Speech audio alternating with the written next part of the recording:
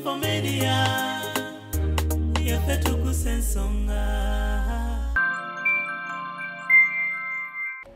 Buyange kyakatuukawo buli bwendowooza bulowooza bwenti ti Maria yakutuka ndabira ddala nga tekisoboka. Nali ne Maria nga tukoze buli kimu ng'obulamu butandise okukyuka, ng'obulamu sente zitandise okujja,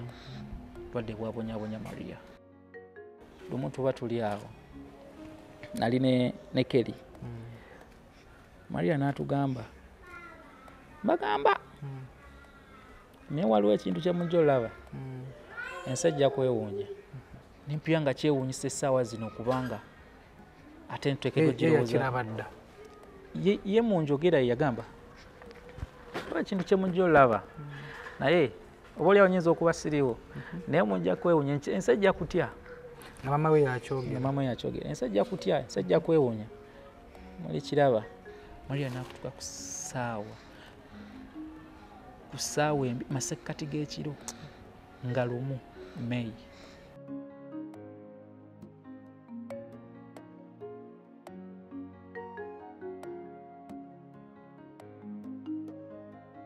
Are you interested in upgrading your sleeping and bathing experience? Then Ziwa & Sons is the right spot for you. We sell blankets, bed sheets, duvet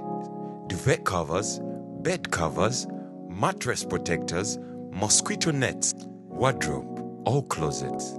towels, bathrobes, pillows, traveling pillows, cushions, shoe rack, dyeing rack, and ironing boards. Buy all your favorite products online with comfort from your office and workplace, home, hostel at a go from our website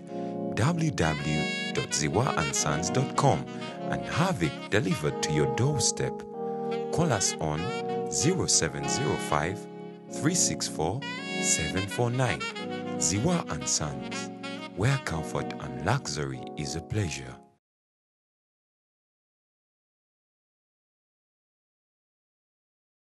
Basebo ne banyabo mbalamusizza amannya Mama Fiina akwira abasawo b'ekinnansi mu ggwanga. Tusobola okulabula abantu mwenna mu Uganda yonna n'ensi yonna okutwaliza awamu nti nina abafere abakozesa erinnya lyange ne babba abantu. Bali ku Facebook, bali ku TikTok, bali ku mikutu gyonna nga beefudde Mama Fiina. Mama Fiina oba onoonya obujjanjabi bwo bawetaaga bujjanjabi obusisinkana bulenga wokka Mityana Road lunaku luba lwa Sunday. Mama Fiina tajjanjabira ku Facebook, Mama Fiina tajjanjabira ku TikTok. Mama Fiina essimu ze zino 0772 45 89 64 ne 0782 95 17 21. Oyo gwodiringa naye ku Facebook oyo mufere si Mama Fiina.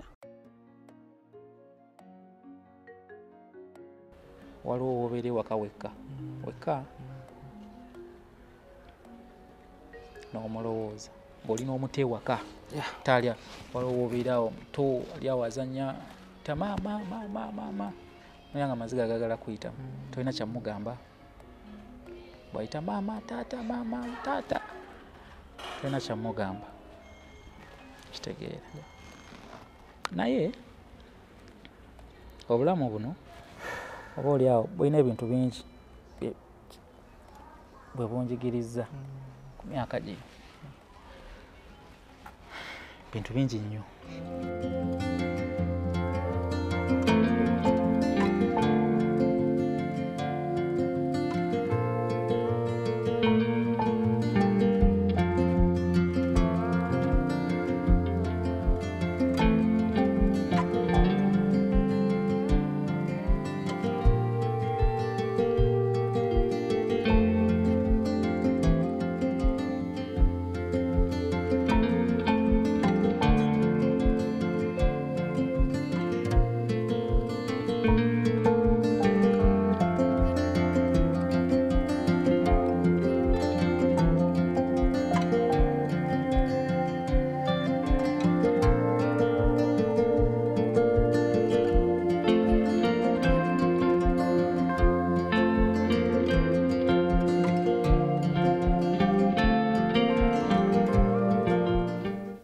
SB family yatuguse ensonga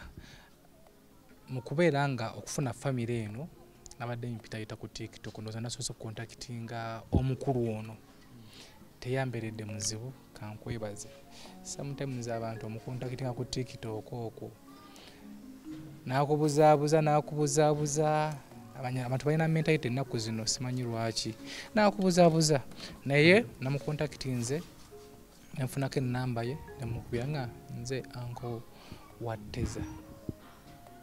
mwebale kulabirira kuba daddy agambye nti bangi ababeereddewo Teza mwebale kumulabirira. Amiina. Mpoziko n'okwebaza abantu abatubeereddewo naddala ku TikTok okwo kubanga baby kwe yatandikira because twabipostinganga ng'ebyokusaagasaaga keeping account memories z'omwana nene twesanga nga abantu bakola ki abakakinze amaaso nga bamwagala ne tumutambulizaawo mpola mpola kati kuva dda ku video ze z'emabega bw'oba ozigoberera abadde abanga ne products z'akozesa naye ng'abantu batugamba lwaki temusaba obwa brand ambassador lwaki temumwongerayo bwe kityo. So abaana ba TikTok tubeebaza abagadde baby abamubeereddewo waliwo lw'obeeraawo no receiving a message ku TikTok nti mpereze ennamba ya baby muwa amata mpereze ennamba ya baby tumuweereze kino so batubeereddewo mu mbeera ey'okuba nti maama yakagenda ekyokukola tetukimanyi tuli bazadde bapya tulina omwana omupya mu maaso gaffe engeri y'okumulabiriramu tetugimanyi twatuukako n'ekiseera ne tufuna omukyala muzira kisa bamuyita Mami Tina abeera sides eyo Kawanda ne tusooka tugamba Luteza mutuyambeko emyezi egiwera era omukyala oyo tumwebaza abizitoye ndya koza abantu batugambanga kakati mu mukole kino ejiiko muyina kugula mpya ffe nga tetumanyi nga tumuweera ku jiiko za sukaali zino so abantu baze batugayidinga mu mbeera ezisinga kyobulaba oyo omwana bamuyita mwana wa TikTok kuba be bamukozeza actually batuyambyeko naddala abakyala abazadde abo ababa bascrollinga n'alaba era mu video n'agamba kino mukikole bwetu nti ebyo baze babeezaawo Luteza oyo. Poziko n'ekirala abantu bonna abagezezaako pushinga hashtag ya Luteza blessing for Jessa mwebale nnyo mwebalire ddala twakireetanga ekyomuzannyo abaana ne bakiteekamu amaanyi agasusse ffe nga sinna bye tuliko twagenza olaba omwana trendinga number 1 ku Twitter nga hashtag zitambula ebifaananyi bitambula omwana oyo abantu abasinga balowooza tukisitaginga naye omwana oyo essaawa zino ne bw'omuwa ekikebe kya Jessa akulaga engeri gy'amunywamu so mwebale nnyo mwebalire ddala opushinga kino ekintu era kyemmanyi olunaku luli olw'oluvannyuma mami wajja kuba musanyufu so mwebale nnyo kutubeererawo akaseera nga maama wa Teza yakagenda katubeerera kazibu nnyo n'okusinga ekintu ekirala kyonna kozi wano brother wange oyo abeerawo yekka n'omwana oyo so ebiseera ebisinga depression okukwata amangu ng'obeera wekka so that's why ebiseera ebisinga oluusi muganda waffe oyo Wilmajja n'abeerawo n'amuyambako ku mwana naffe oluusi tubeera ne tujja ne tumubeerako wano okumala nga wiiki such that agezaako okubaako ne byakola ki ne byeyeerabira aleme kubeera mu depression ey'olubeerera naye ekitusanyusiza agenda atereera agenda dda mu mbeera kubeerawo n'asanyukamu naffe oluusi bwe tuba tufunye chance ne tugendako out just ogezaako okumupiikinga aleme kulowooza nnyo ku mbeera eri eyaliwo so SB4 tukwebaza olw'okuba nti wasobodde otukontakitinga nojja munaayo tukyalireko weebale nnyo weebalire ddala kitiibwa kya Mukama tusaba interview eno eveemu amakungula nakontakitinzeko n'omukyalo ono namufollowingako waliwo videos yali yateekayo ate namala n'ozijjayo kati waliwo video kamu nekontakitingako naye yambeerera ddala ate mwangu nnyo ko tekuli nnamba ye naye bwe nagenze mu kabokisi ke nanziramu sanyusa okukulaba bale kubeera nga ate teweematidde okusinkana mu miezi before video ziri wazijjayo video ezo na video zinasoko postinga zali so sensitive bogenda wansi mu TikTok videos zange yali muto mami we yali like esebe yali mulwadde nnyo nga tannatugendako yali mulwadde nnyo nga atudde amukutte waati kati nga abantu balowooza omwana yali ku mugenzi nga afudde nga amukutteko so nga ziri sensitive nenzijjayo kyola ziri wansi eyo mukwebaza mwena abeebaziza nawe mubeereddewo okumubeererawo kyo kyali kiteekwa kuba kati ndi muganda we meanwhile nze amuddako so Mary we yafa Mary yali mukwano gwange si mulamu wange kyokka yali mukwano gwange kubanga twalinga twogera twalinga tuseka twalinga tulina ebiboozi nga womanyi teyali muzibu nnyo gyendi ate saali muzibu nnyo gyali so olunaku lwe yafa lwennyini lwe bandetera baby Teza sizaalangako sirabiranga ku mwana omwana alyo mata talina kyasobola kulya so kyali kizibu ate ng'ebiseera ebyo nalina okuddayo ku ssomero nga tetubanyani agenda sigala na mwana agenda beera bwatya nyina okugenda ku campus nyina okuddayo so kyatubeerera kizibu nnyo naye waliwo abantu abayimiriddewo nga muganda wange Kelly Nedani bw'abagambye waliwo abantu abayimiriddewo ku Teza siyinza bagamba nti tulabiridde omwana kyobulabe wankubidde nongamba nti ani alabiridde omwana nagambye tewali ekyamazima abantu bagadde Teza olwawo buli kupostinga video ya Teza oli nagamba uyu machinga tukyapostinga Teza kiki naye nga toli naye oli ku ssomero okola ki osoma naye oli nagamba mani tokyapostinga mwana kiki ekyabaawo kati ekiro nabadde ngenda kwebaka nendaba olutalo lwa Jessa nga lukutte wansi ne waggulu nga buli omu ataginga Jessa nga kikino ngenda ogendako ku Twitter nga nga Teza yakutte dda wansi ne waggulu so twebaza nnyo abantu bonna abagadde omwana ono kati yafuuka mwana wammwe takyali mwana waffe nebaza nnyo Uncle Shadrack tomusanzeewo naye obadde wakumusangawo wano tavaawo era bw'ava ku mulimu naleeta amenvu naleeta wipes naleeta pampa nayitirawo Uncle Shadrack atubeereddewo nnyo Diani Jenny kwegamba bonna ababadde n'omukono mukwata kwa Teza tubeebaza nnyo temujjanga okwo mwebale kwagala mwana waffe mwebale kwagala mwana wammwe yandibaddewo atya we mutali kubanga nzijukira nyina video gye nakolako nga ndi munywesa buugi naye nga munywesa na jjiiko nga bwe nkugambye sizaalangako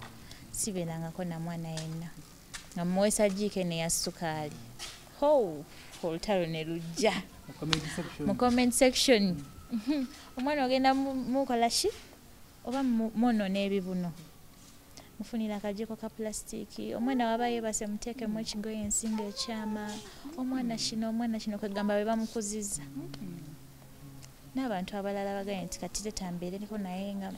be bagambye Namitina ye yatubeererawo nnyo nno ddala yasinga obbeera naye nga akyalimu eyo stage y'obuto kuba wenna addayo ku ssomero gye twamutwala ng'akyali awo ku myezi 6-5 naye kirungi takaabakaaba nnyo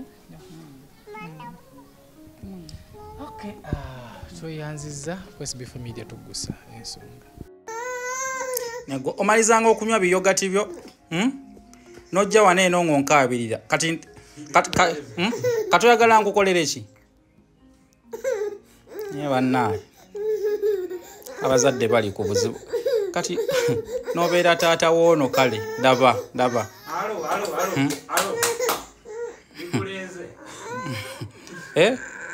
olyoka okula otandike okkaabya abasajja simayanga that one is not my type oli wano bw'okaaba wabula nze kankuviire n'okkuviira kanneegendere ani yabikuwadde wabula nze toddugaza ntebe zange zino entebe nazigula ssente zange tezinnaba nakuggwayo bakyamanjayo oli ku ntebe oyonoona omuvulunga wovulunga entebe laba zonna zonna wozisadde mu ttaka ozivulunga zijje mu mangu mu ttaka jjawo engalo zo mangu engalo zo mu ntebe zange zentebe nze naziggula jjamu engalo zo amma tuli ku SB4 Media tugusa ensonga olunaku lero tuzze kukyayidako ku Baby Alteza ne Daddy trendinze n'atrendinga waliwo omukyala yangambye nti SB4 tunoonyezeko ku baby oyo omukyala olina kufollowinga nnyo era biri bino byaliwo badde akufollowinga abantu ne bakwebaza okubeera nga osoboledde okulabirira omutu mwebale nabonna bakuyambyeko bwebale kale bantu so olunaku olwaliro ekituleese tuze kulambula ku Baby Alteza kyampadde essanyu mbadde ntambula ku social media notaba nga Jessa yatweetinze ebeera nga yabakontaktinze oba tenaba tukontaktinga nga yawandiise nagaa nti yabanoonya so kati ki naffe tuzze tomanya bwenalaba akatambi kano kuba abantu bangi bavuddeyo yatwagala okwebaza ba tiktok bonna bakipiseemu ne bakipika Shira Price chicken bangi bonna bavudde ne bapika Baby Alteza ono nga baagala tumuwanikeyo wali eri so gundi yatweetinze Jessa kutweetinga naye tebanaba batuukirira bayinza nti ate contacts oba zaabuze oba ki katusobe nti SB4 Media erabibwa era bajja kubeera nga bakalaba kuno si kusaba like si kulagira wabula kusaba busabi ti omwana akikoze era tuze kumanya ku lugendo lwe gyempuliddeko nga Daddy amuyita Ddaani tusanze okulaba taata kale mukama wange obulamu butya obulamu si bubi buli bwebutyo tubeerayo baby yali atya abisi mubi nga omulaba wano kasita akuta n'ateeka ekigalo kye mukama bisigadde byekola bwe ate nanuuna bbiri noona bbiri wabali okumulabirira tugezaako kola buli ekisoboka ali elefe nnyo tugezaako buli kimu tukola kino ne tukola kiri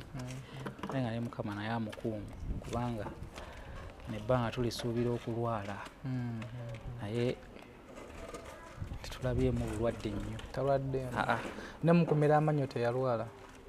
yalwala mukeera ngaera bwobimanyi embeera nekyuka nakoggamu kitegeera naye era amaa natereera so temuli bulwadde bungi sagala kulimba kama abadde nnyo ku saidi yaffe kwenga bwe ku saidi yo sisobola kugamba nti oba wahiringa kuba okuhiringa tukusobola kulwawo naye webale kuguma abasinga obungi tebamanyi lugero luno naye nga tetunagenda mu lugero olwo bebi ono omubeezezaawo otya bebi ono kwegamba bwemba njogera nyinza ogamba bwombuuza omubeezezaawo otya kiraga nga enze nzeka naye ate nze mba nja kuddamu nti tumubeezezaawo bwe tuti kubanga bantu bangi nnyo abakutteko n'omwana oba oliawo singa nali bwomu singa nalemererwa kaseera ako nga twakaviirwako omukyala kali kaseera kazibu kwegamba singa nabeerawo nzekka nga siinaako bantu bange emikwano gye nafuula famire kitegeera senga oba oliawo tetuli wano kyomubeezezaawo bangi sorry ennaku zino atrendinze nnyo gundi ya yogati so ekitegeeza yogati yambeereddewo paka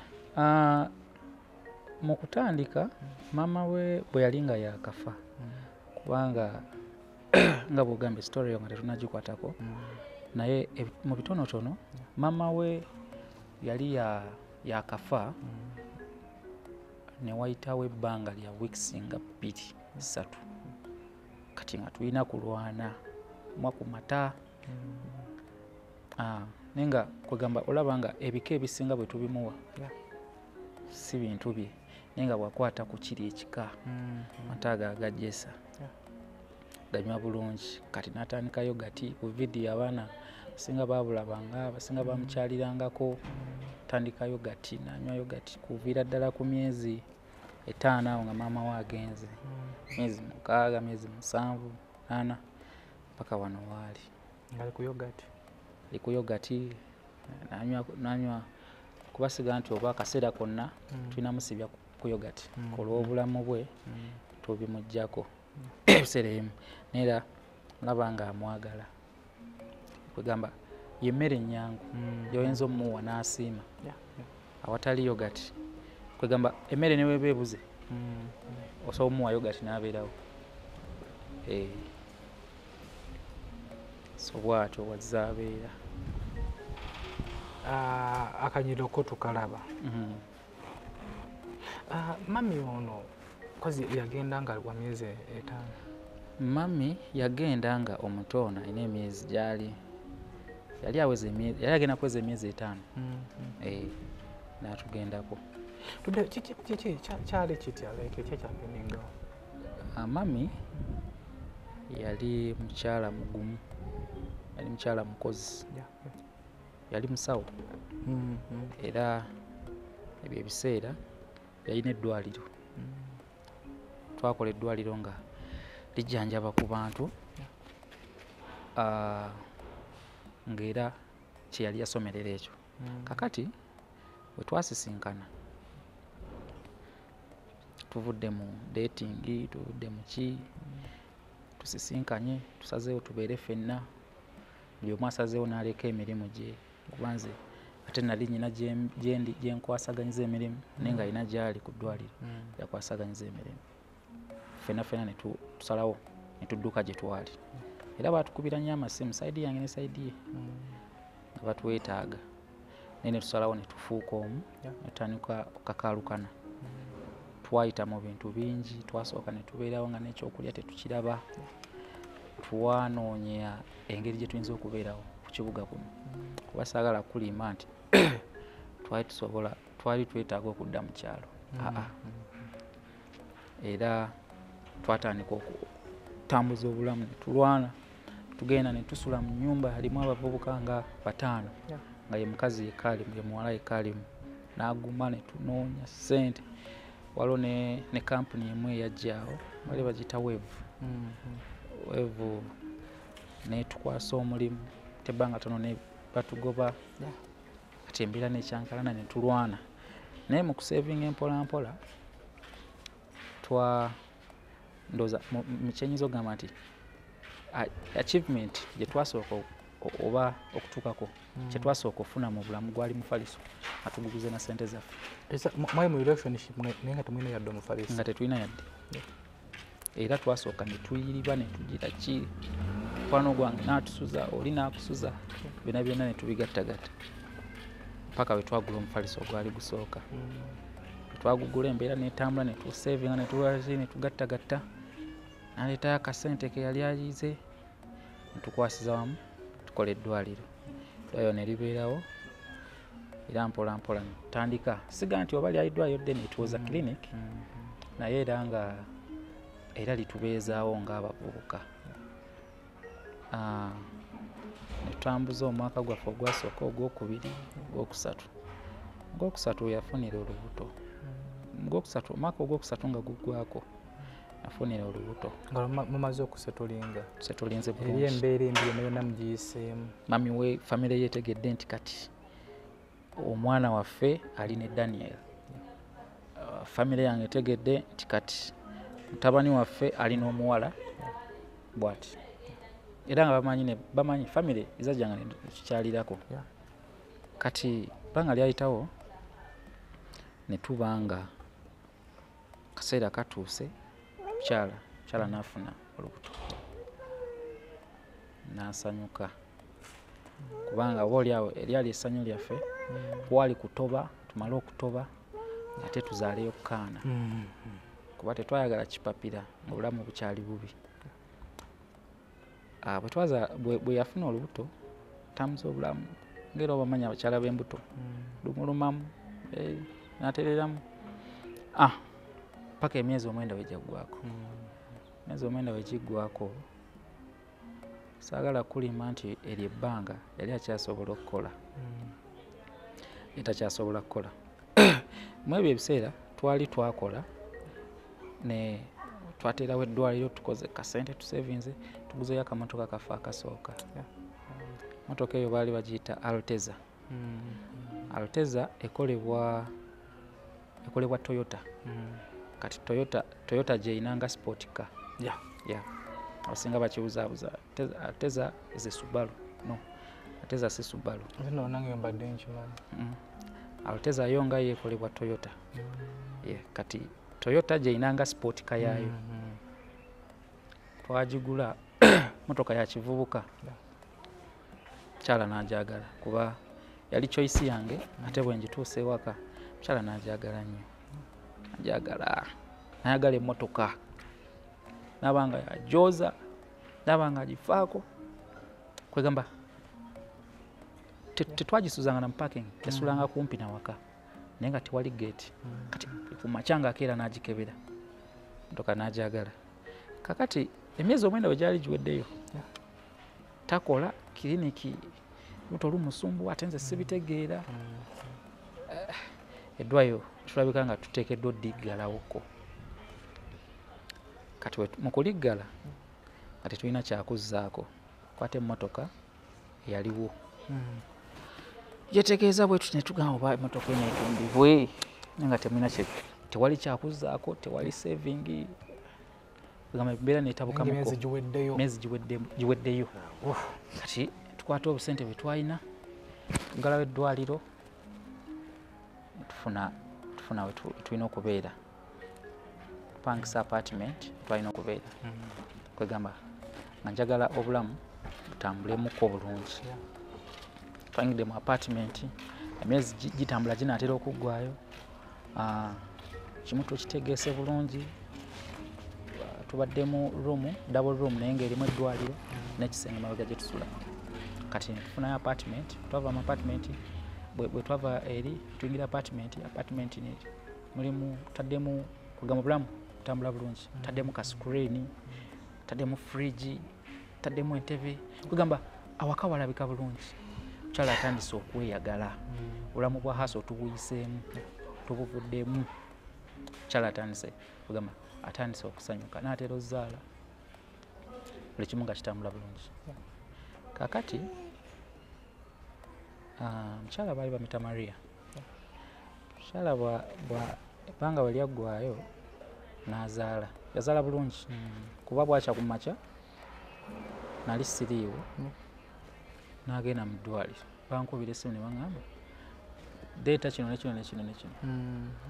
konze bana ate nagenda mu ddwaliro ne mbitwalayo kakati ffe eddiini yaffe tuli ba advent basajja abasaba ku lw'omukaaga kati omuto yazaalibwa lwa mukaaga ku Sabbath era ffe twagulabanga mukisa era bwe natuukawo bwe nti nakola nagamba mwana avuddeyo nemugamba omwana oyo ye mukisa ye blessing tugamba twagulabanga mukisa nagamba nekyo tekimala tuliranga emmotoka yaffe eri njagala omwana oyo yaluteza motoka yali ekyaliwo temwagijjaawo motoka yali ekyaliwo mwana bwe yamala omutuma alteza tetwakifaako nnyo naye ebbanga we lyatambula lagenda litambula mpolampola Maria amaze ozaala omwezi gwe ogusooka ogwokubiri natandika okufunamu embeera tetegeerekeka alumwa embeera nekyuka kati nga nze omuvubuka we are all abazadde abasooka first mother you were a new mother you were a new father tobitegeera bulungi akubiddeko abeewuwe bamugamba ejangu n'agenda mama n'abaana n'akomawo mbeera nekyukakyuka atategeerekeka tandika okugenda mu ddwaliro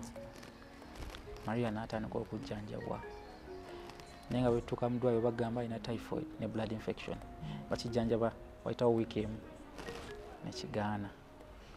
Embeera yatuuka ekiseera n'ekaluba nga ekyamazima tewali sente ziweddewo. Mugenze mu ddwaliro lino, mugenze mu ddwaliro liri, sente ziweddewo completely.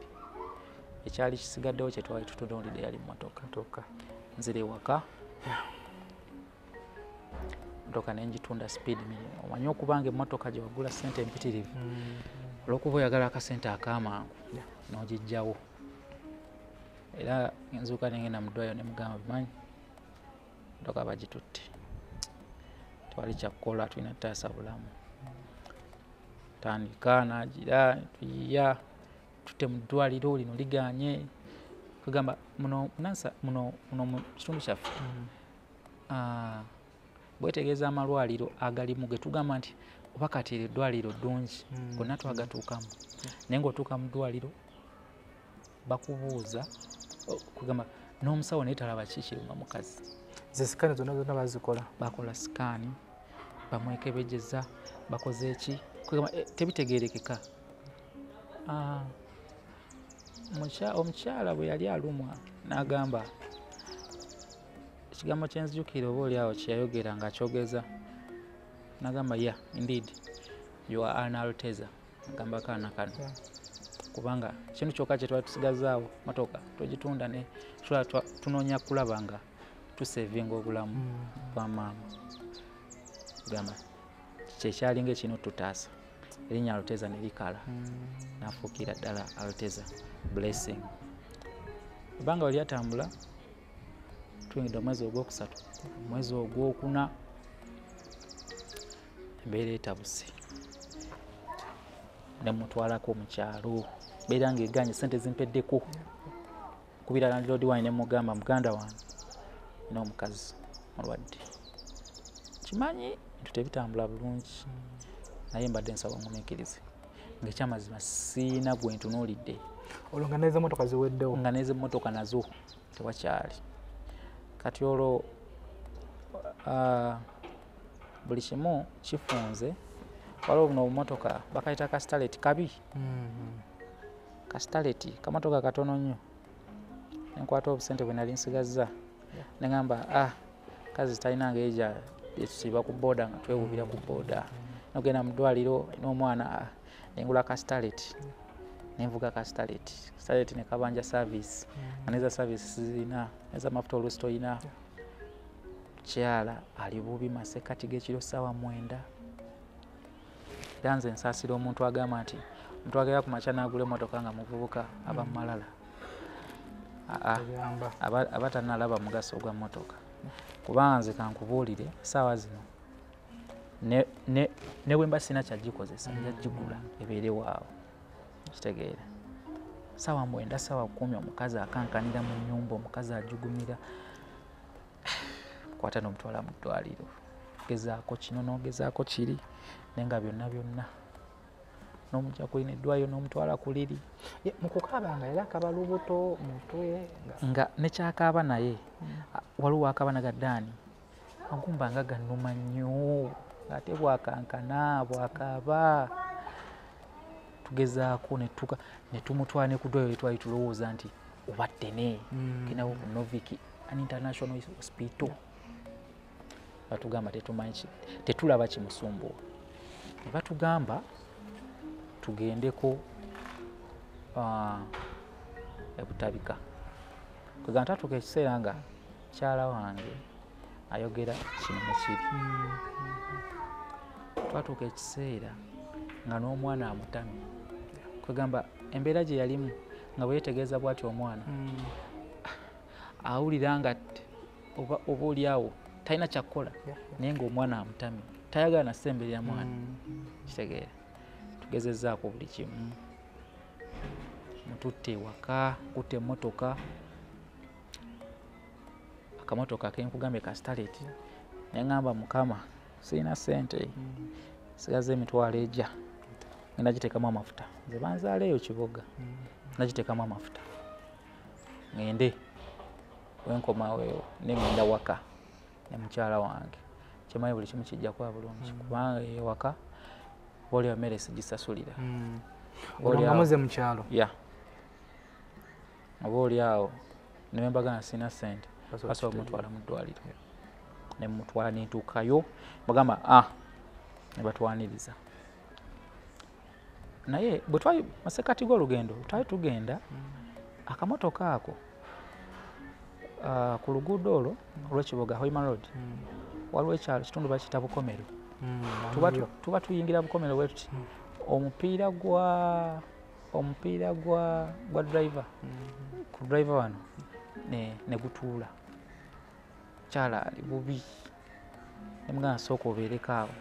kanziruke Bukomero ngende nga siina sipeeya kangenziruke Bukomero ndabe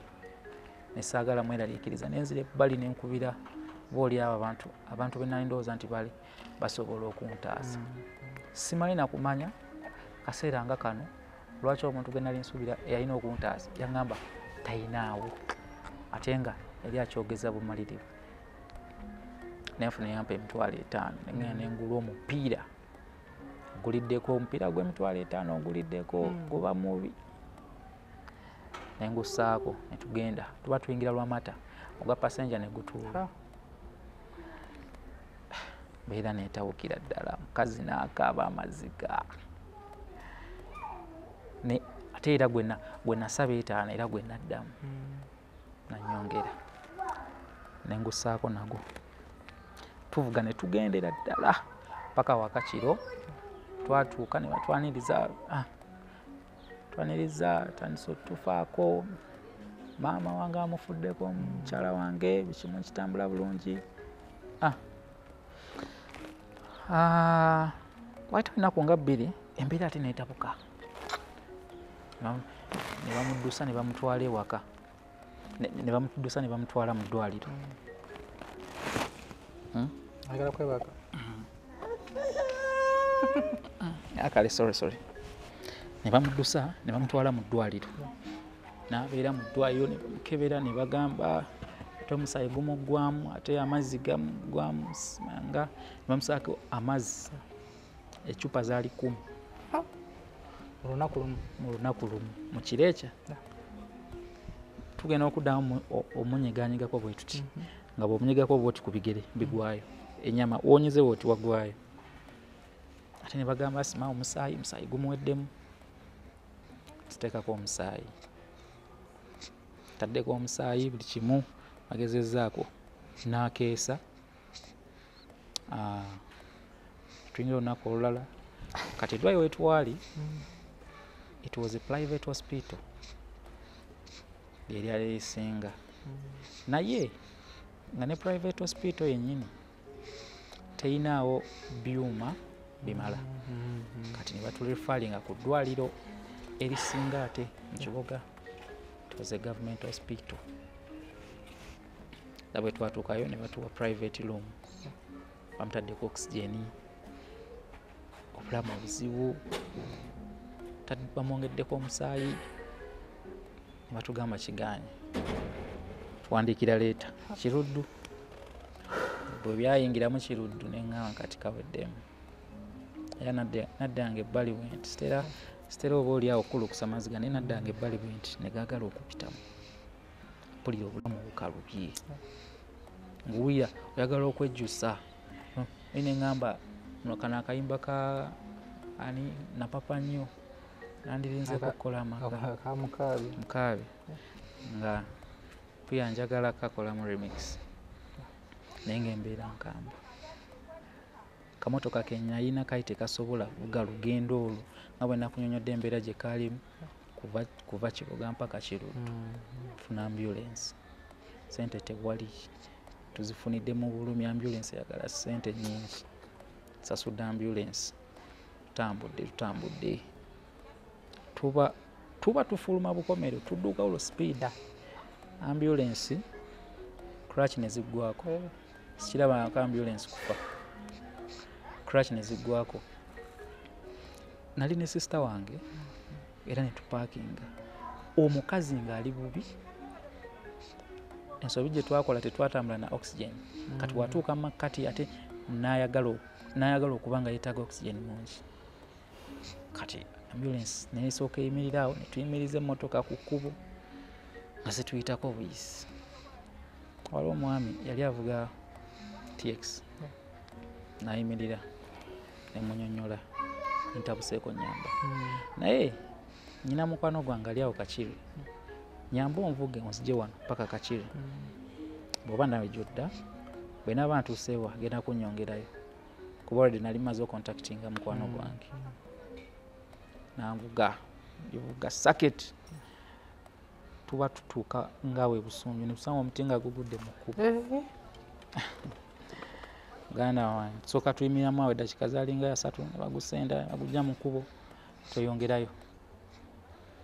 Tukae Kakiri ebintu tubijja mu mmotoka, oli yali waali already tubiteekamu eri tugenda. N'avuga saketi paka Kiruddu. Naye omanyi okugenda mu mmotoka nga omukazi omuwaniridde buwanirizi ali bubi,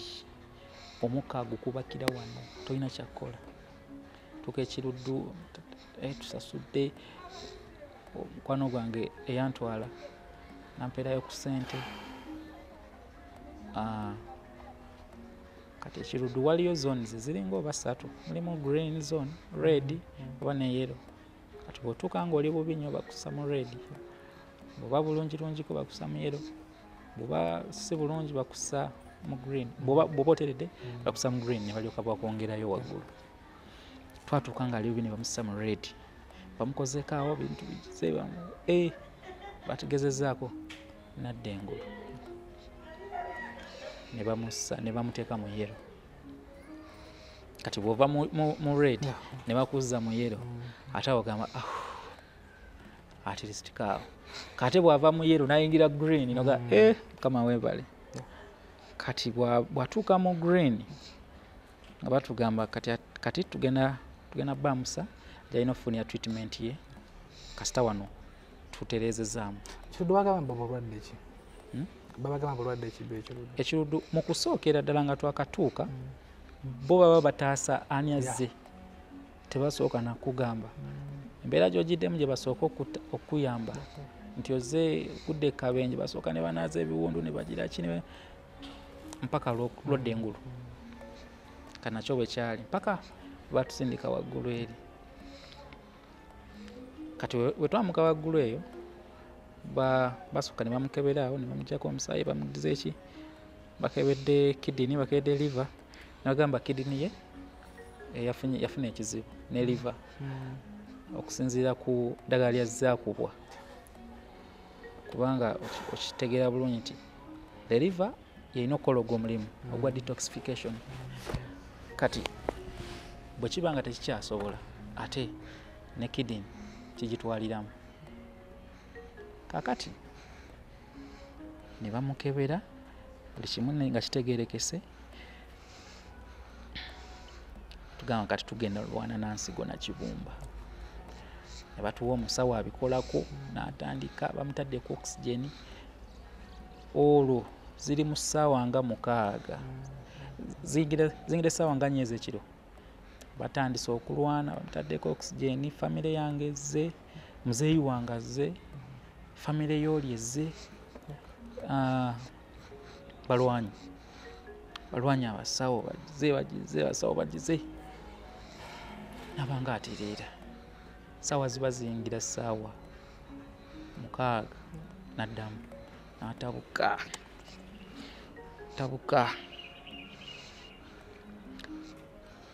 nga musemberedde bwe nti bw'alwana bw'asika omuka tya olwo omwana taliiwo, ali ne sisita wange bw'alwana awo. Kwegamba nali mu kaseera akazibu nga famire ya Mary entunuulidde bw'eti. Kwegamba baali obaoliawo baali tebanyinaako buzibu, naye natuuka ekiseera ne ngwesalira engeri gye baali bakutunuulira omukyalo omutunuulidde tobitegeera, bw'olowooza ate ku mwana, olowooza ate tewali ssente. Kwegamba nga ndi awo sibitegeera. Balwana ziba zinga essaawa 8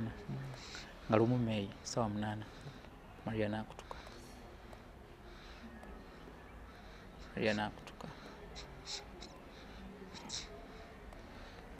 kyekintu kye nnali sirootangako mu bulamu bwange,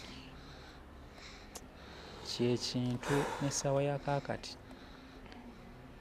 buli bwenkirowoozaako mpulira ekyakatuukawo, buli bwe ndowooza bulowooza bwe nti Maria yakutu, ndabira ddala nga tekisoboka. Nali ne Maria nga tukoze buli kimu, ng'obulamu butandise okukyuka, ng'obulamu sente zitandise okujja, nga tulowooza okugulayo ku mmotoka.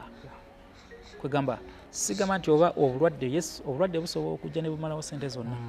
kubanga sigamba nti ebiseera twali tutandise oba okusevingako, no, twali tukyakola kulaba nga tusobola okwetegekera buli kimu. Obulwadde bwabonyabonya Maria n'akutuka ku ssaawa embi, masekkati g'ekiro nga 1 May. Ekyo ekintu buli bwe nkirowoozaako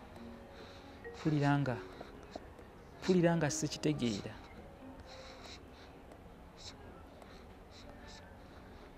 Ne tufuluma eddwaliro, buli omu ng'akaaba, buli omu ne yeewuunya, kubanga nze natuuka ekiseera mu ebyo ebiseera natuuka akaseera ne ŋŋamba oba nalondeddwa nga kyakula, oba nalondeddwa ng'ekizampo, kwegamba nfuuka ekizampo, obulumi we bufaanana, like omuntu ali mu bulumi alina bbeera nga nze, obanga mulinga nga oba nze kyakulabirako kya bulumi, ntunga embeera nga entabukidde. Maria n'afuluma nga simanyi na kyakuzzaako, nfulumye bufulumi. Tufuluma eddwaliro, obudde ne busaasaana, tugenda okudda mu ggwanika ku makya, Maria baamuzinze. Omuntu gwe twalinga tutuula naye ne tunyumya, omuntu gwe twalinga tuseka naye n'abanga mu kaseera ako bamuzingidde mu masuuka ali awo, tasobola kwogera, tewali kyasobola kunyega, ali awo kyesi. Kali kaseera kazibu, kaseera kazibu nnyo, nga tewali kyakkola.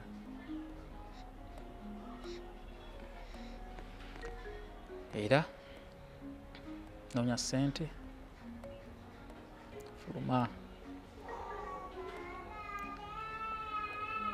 mbaako we najja ssente, nengenda ne ngula keesi. Mu bulamu bwange nali simanyi ngeri gye bayimiriramu nga balamuza keesi,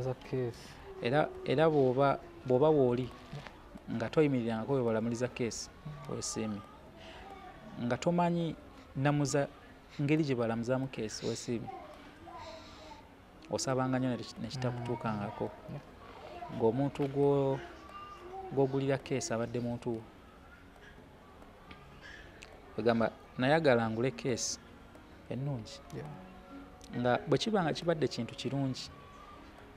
oba bwebanga ebadde emmotoka, oba bwebadde ki, oba kwegamba bwe kiba nga kibadde kintu kirungi, nengezaako we nagenda keesi gye najjayo yali esinga obulungi, nga Maria simanyi, njagala omulire muno bulungi na ambulance navuga Maria mpaka waabwe. Ali mpulira bubi kaseera ako nali mpita mu kaseera akazibu ennyo, oba oli awo n'abantu abamu nga balowooza byabwe, oba olw'okuba nga ensi tetwagiraga nga ffe baani, buli muntu yenna yenna yalinga atwetoolodde, tetwayagalanga bategeeza ku bulamu bwaffe, kati ensi neekujajinga, ikalese nga bakola bwoti, ikalese nga bakola bwoti, ye omwana waffe wamutwala, ebyo byonna abayogera ebigambo byabwe ne babyogera, naye nga twagenda ne tuziika Maria kwate kuwona enkomawo. Ennaku ezasooka zambeerera nnaku nzibu nnyo. Wali mu nnyumba mubadde muwangalira. Nkabanga amaziga kya bubi nakiyita. Essaawa zino wayiseewo omwezi ogujja nga lumu agenda bwezi omwaka nga tali naffe, naye essaawa zino waliwo wobeera ewaka wekka n'omulowooza ng'olina omuti ewaka talya, waliwo wobeera omuto ali awo azannya maama naye nga amaziga agagala kuyitamu, tolina kyamugamba. Bw'ayita maama taata tolina kyamugamba, kitegeera. Naye obulamu buno oba oli awo bulina ebintu bingi bwe bunjigiriza ku myaka gino, bintu bingi nnyo nga bwe ndi ng'era bwe nagambye ono omuto sinza amulabiridde tuuka wano, yeesabadde emikono gyange naye so agamba nti oba mulabiridde. Maria bwe yali yakafa sina na kyakusalawo, sina kyakuzzaako, ne ŋŋamba kwate omwana ono mbeere naye. Biseera ebyo mukyala, waliwo omukyala bamuyita Tina n'abeera n'ono omwana, kyali kito myezi 5, kyali kito ku myezi 5 nga simanyi kyakukola, simanyi kyakuzzaako. Mama omwana tamuyonsezza kimala, simanyi bwe ngenda kikwasaganya. Tina n'abeera n'ono omwana n'amunabirira mpola mpola, tolangayo pampa, kolanga ki. Netuuka ekiseera nga mpulira ddala beera na mwana wange, mama we taliiwo, ngamba kambeerewo naye, ne mukwata nembeera naye, mbeera naye. Naye bantu bangi nnyo abazze babeererawo n'omwana. Ina sisita wange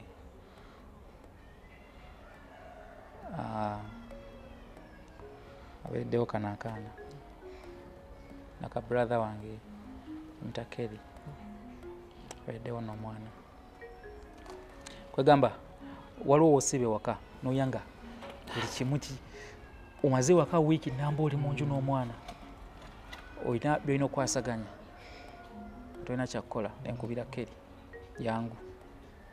Aye naye mwana twakimanyi kubanga ffe bwe yasigaza so mbeerereko n'ono omwana, naye nga nemala olunaku lwamba nga siriiwo ne mumulekera. Naye ng'oba oli awo oluusi mba sina na kye ngenda kukola, simanyi mumulekere ngende tambule mujasi. Oba oli awo ofulumeko olabe ebintu wabweru, waliwo embeera awo. Kubira sisita wange nemugamba anti we mugamba kuletera omwana ono.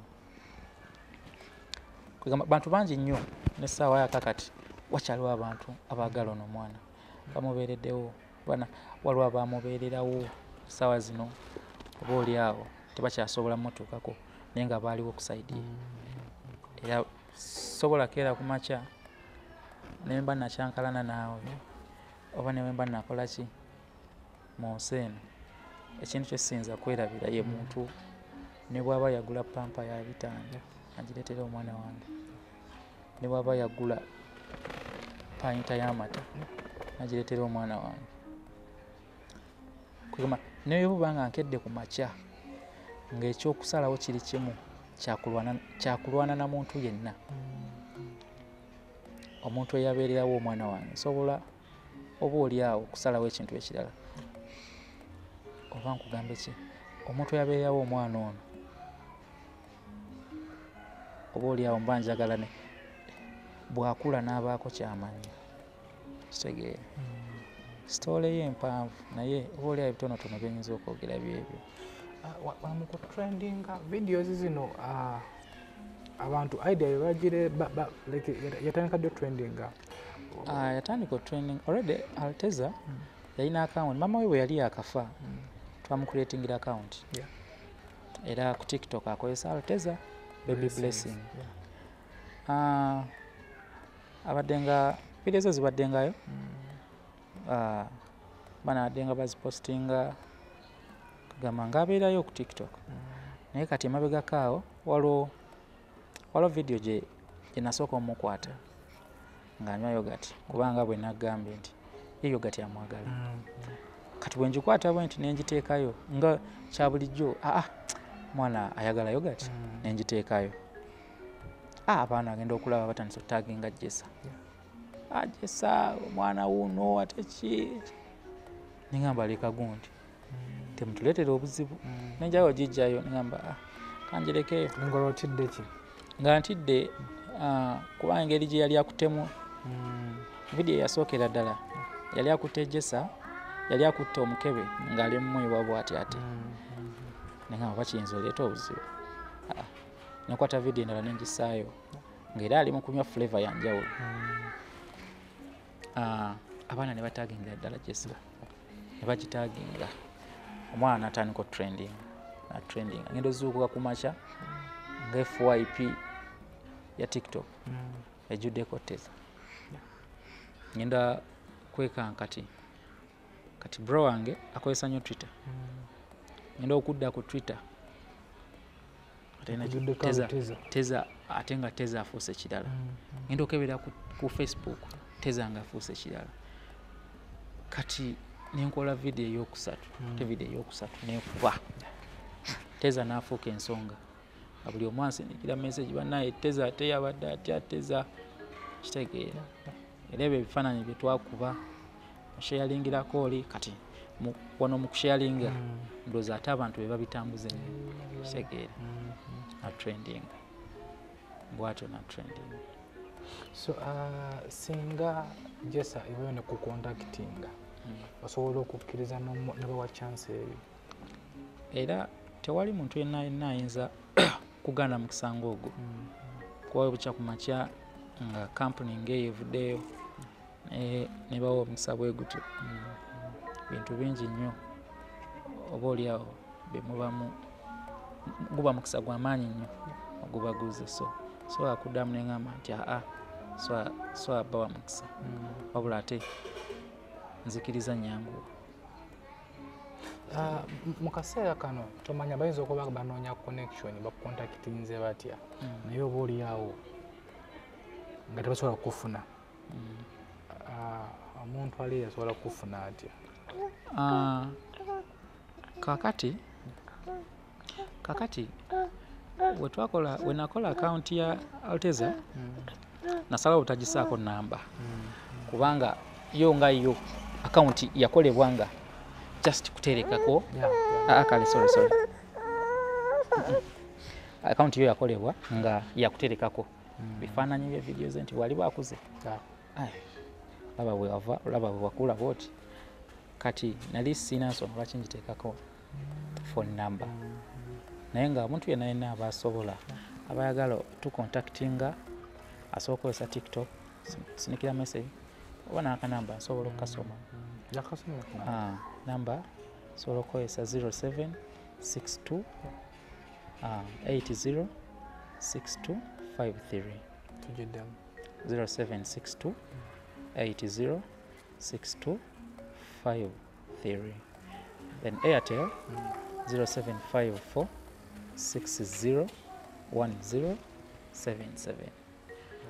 yeah. So kwesi bifa media tuguse ensonga emboozi mpanvu naye tusooke tukome wano nja kwebaza buli omu abeereddewo Teza ono saa zino ya trendinga olwakirooseeko okubeera nga yali ku number 1 trending okukiroota like okiwulira otya muli olaba nga yali ku number 1 trending era kimpa essanyu kimpa essanyu kubanga ng'ebizibu byetuze tuyitamu kimpa essanyu okubanga omwana bw'ati oba oli awo akuze akulidde emikono gya taata asobola okuba nga afuuse ensonga essaawa eno tetumanyi kubeera kituukawo omuntu natrending anatuka ekiseera navaawo naye kati essaawa eno nze muli essanyu lye nali mpulidde ku nsi ya Mukama eno kwe kulaba nga omwana wange alina kyatuukako kwekeera ku makya nga omwana wange alina kyafuuse kwekeera ku makya nga omwana wange alina kyabadde lumu tuba tuli awo nali ne Keri Maria n'atugamba bagamba naye waliwo ekintu kye mujja olaba ensi ejja kwewuunya kati tubadde tuli awo nga scrollinga mu vidiyo nagwa ku vidiyo eyo naddamu nagiplayinga vidiyo nempuyanga enkutteko enenge gyenkutteko nempuyanga kyewuunyisa essaawa zino okubanga ate ntutekedde girowooza ye munjogera yagamba oba ekintu kye mujja olaba naye oba oliawo nyinza okuba siriwo naye mujja kwewuunya ensi ejja kutya nga mama we yakyogera ensi ejja kutya ensi ejja kwewuunya muli kiraba kyoba oliawo vidiyo ng'eyo niŋambye oba kiteekeddwa kuba kino simanyi saagala kulowooza bwe ntyo naye nambye oba kiteekeddwa kuba kino kubanga kyewuunyisa tewali maanyi gange gentaddemu mikwano midiya gamba yekipise sawa zino nabanga ali wano so akeera ku makya neŋamba banaye nakeera ku makya nenkola hashtag nakeera ku makya nenkola era waliyo abazikwata vidiyo ku TikTok nezikuba 1 million naye nga tewali bazikwatanga mananyayo gati naye nga tewali kyamaanyi nnyo kigenze maaso naye kati just vidiyo gyetwakola teyakuba na 1 million view just vidiyo ne vidiyo endala netakuba 1 million view tewali yakuba million naye nezitrendinga mpaka essaawa zino nabanga trendinga ku TikTok nabanga ku Twitter trendinga number 2 nabanga Facebook trendinga kiba kyewuunyisa tusabe Mukama tumanyi omukisa guyinza obanga gujjidde wano era tusabe Mukama kuyambe nga tuwumbawumba bagamba nti omubiri bwe guwummula omwoyo teguwummula obubaka sindikirayo mama teza obubaka kyammanyi wano wetuyera abatulaba nampumbawumba njagala mpumbewumbe mu ngeri yanjawulo mama Alteza wakola omulimu gw'amaanyi oba oliawo singa tewakeera ku makya nolekawo Teza bwanibadde bulumi bw'amaanyi ekyamazima kiri nti singa essaawa zino waali yandibadde ayagala omwana we kyekintu kyeyali ayagala ku nsi ya Mukama era nkwagala nnyo yonna gy'oli buno obubaka njagala kubuwa muntu yenna ddala omuvubuka ali eyo omuvubuka agezaako okwezimba omuvubuka alina girlfriend we omuwala alina boyfriend we muli mu relationship naye nga naye weebuzaabuza oba obubaka bwenkuwa nti bwabanga waliwo engeri gy'oyinza okwagalamu omuntu wo mwagale bwabanga ng'omuntu gw'olina omwagala mulage nti omwagala tokibuzaabuza muwa obudde naye akuwa obudde akaseera kayinza otuuka ng'oba oliawo wali oteekeddwa omulaga nti omwagala naye ntasobola omuvubuka yenna ali eyo omuwala oba olina gw'oyagala mulage ate era n'oyo omuvubuka yenna akyezimba nga muli mu kaziga eyo muhasolinga kaseera kajja tuuka kubanga nze oba oliawo singa sibulamu buno keera ku makya kukoma ku saidi ya Mary twandibadde tuli wano kati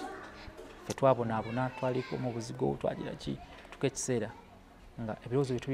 ebirooto bye tulina binene kuva mu apartment genda kugula ttaka zimba ebirooto bye twali tulina binene twali tutandise olaba wajje tulaga kaseera kajja tuuka mujja kikwasaganya kaseera kajja tuuka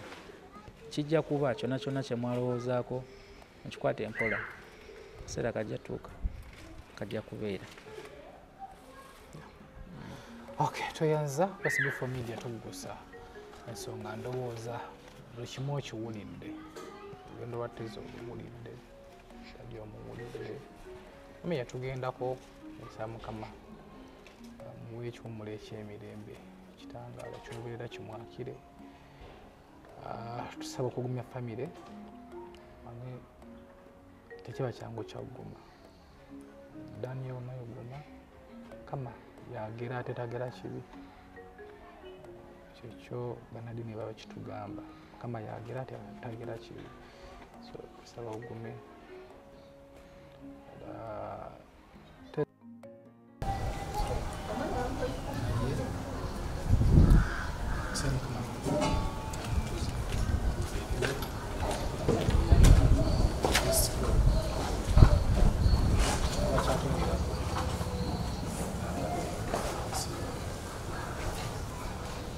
Ziba ansanze watu kama kaseti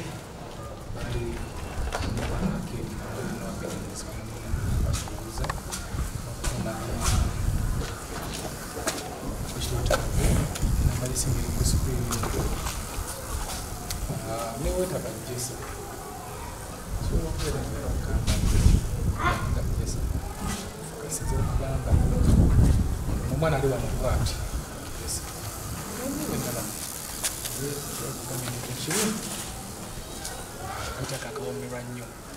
so tuseme kama tusobozese bidiyo etambule etuuke kwabo abavunanyizibwako kampani eyo